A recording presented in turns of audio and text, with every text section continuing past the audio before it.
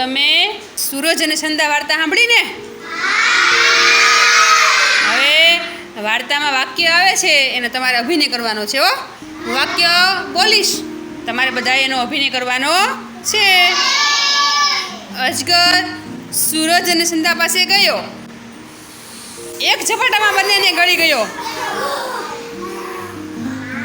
અજગરે મોટું બગાસું ખાધું અને મોઢું ખુલ્લું રાખીને સૂઈ ગયો. રાત અજગરની ઉપર પડી. એણે બંને બાળકોને બહાર ધકેલી દીધા.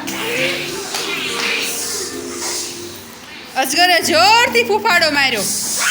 તમે વાર્તાના આધારે હું પ્રશ્ન પૂછું છું, તમારે એનો જવાબ 4 વખત દેવાનો છે. ચલો, સંધાના મમ્મીનું નામ શું હતું? સરસ, રાત.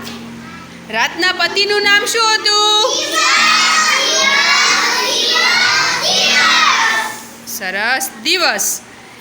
અજગર આરામ કરવા ક્યાં ગયો?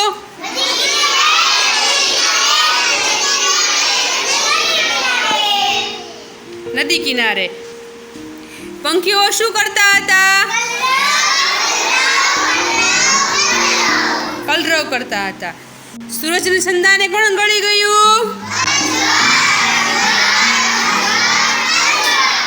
હવે પ્રવૃત્તિ 7માં તમારે અભિનય કરવાનો છે.